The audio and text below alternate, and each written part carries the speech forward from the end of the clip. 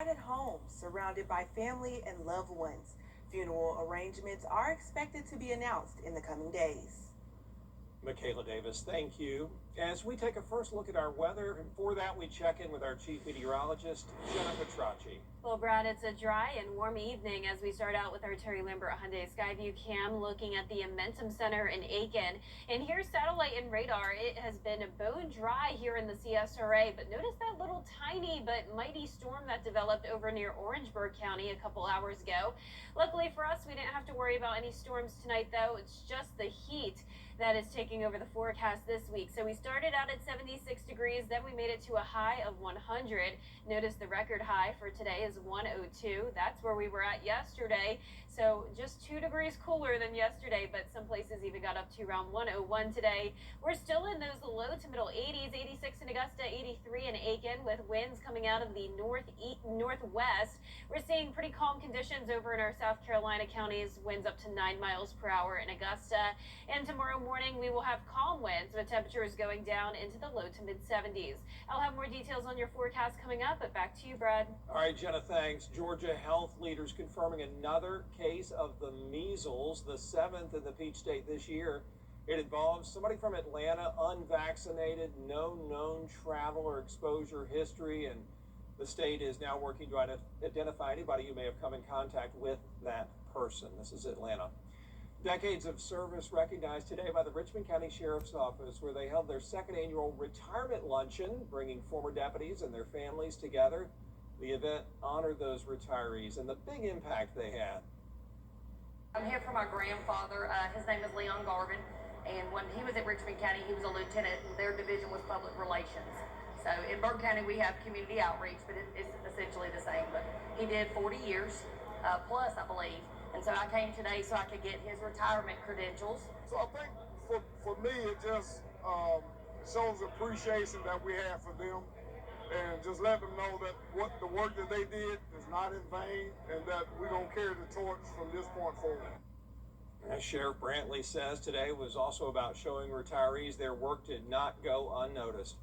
Police in Ridge Springs, South Carolina, looking into a case after more than a dozen surveillance cameras were damaged or torn down. About 14 you see there damaged on August 3rd. Some just cut down with a power saw. Others had their wires cut. This was unnecessary.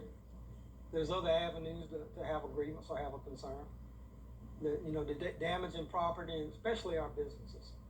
I'm praying we can take care of our cameras through insurance.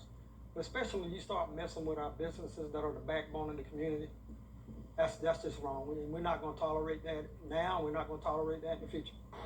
If you know who messed up those cameras, call the Ridge Spring Police Department. Senator John Ossoff's re-election campaign continues.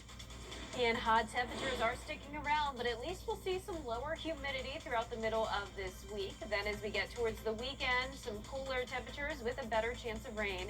I'll have your full Vapor 6 forecast when we return. Jimmy, what are you doing? Unpacking. Now, your most accurate forecast with WJBF Live Viper 6. Welcome back. McCormick County was our hot spot today. We had several places in the upper 90s and even a few over 100. That includes Amelia Drive, checked in at 101 degrees today. Now, if you think that's hot, just know it could be worse. This is the hottest temperature on record for the Augusta area. Believe it or not, we did hit 108 degrees before, not just once, but twice, back in 1983 and not too long ago in 2007. I'm sure some of you may remember that. Now, the bad news is that we are still far away from fall, 35 more days away, and I'm not seeing a taste of any fall weather anytime soon. So we do have this heat hanging on a little bit longer. Our Terry Lambert Hyundai Skyview cam showing nice, dry, and quiet conditions tonight with a warm 86 degrees.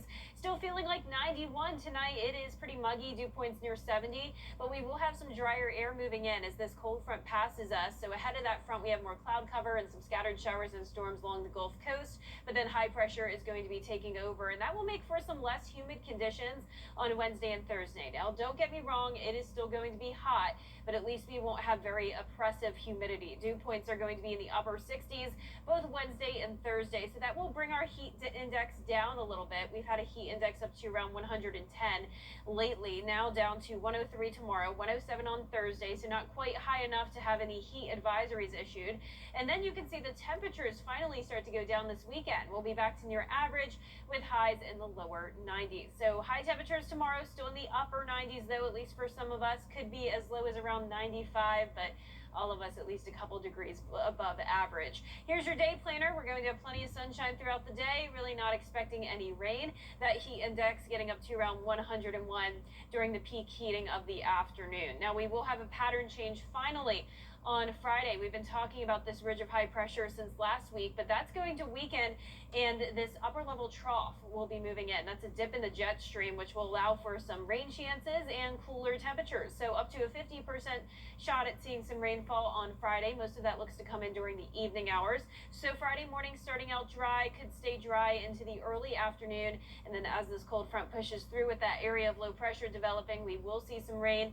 And then some of those showers could linger into our Saturday. And then our southeastern counties will have the best shot at still seeing some rainfall on Sunday as well as that cold front clears the area. So here's a closer look at our high resolution futurecast model. Some afternoon storms possible, especially in our southeastern counties. And then we'll be watching Friday evening late at night for some possible widespread rain, some pockets of heavy rain and storms there as well. Of course, the timing and intensity of this could still change, but we will be keeping an eye on it for your potential Friday evening plans.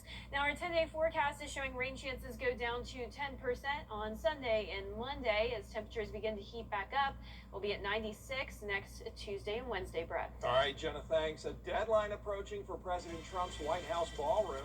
Coming right back with some ladies who certainly aren't chickening out of a chance to show off their unique talents. The clucks, the calls, and the $5 prize that crowned this year's chicken calling champion. At the Rooms to Go Kids Labor Day sale, colors are popping. Here's one more look at our 10-day forecast. More hot weather on the way. We'll be up to 97 degrees tomorrow, 99 on Thursday. Then on Friday, we'll have a 50% chance of some scattered showers and storms, down to 30% on Saturday. So overall, a mostly dry weekend with temperatures going back to near average at 93 degrees. Then we heat back up to 96 next week with lower rain chances again.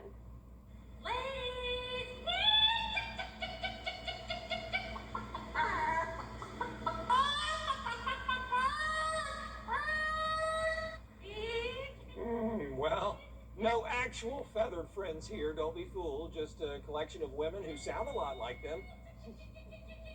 They clucked and prattled and called during the annual Ladies Chicken Calling Contest in Des Moines. The crown, man, belongs to Ann Lind. Ann got a first place ribbon and a whopping $5, which will buy her a chicken sandwich. $5. Only, that's what I was saying. That's Only all $5 you get for that? And you're going to be on the internet forever? Right. They're Oh, good too. That's yeah. some true talent. Excellent talent. That is our report for now. Thank you all for watching. We appreciate it. Have a great night.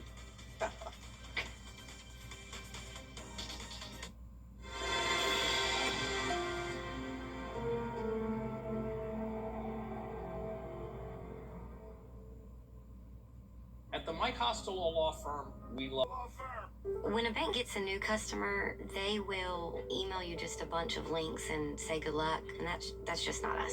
A community banker sees this as a start of a new relationship. So we will come out to your office with a group of business specialists. We train your staff to use all the tools designed to boost financial performance.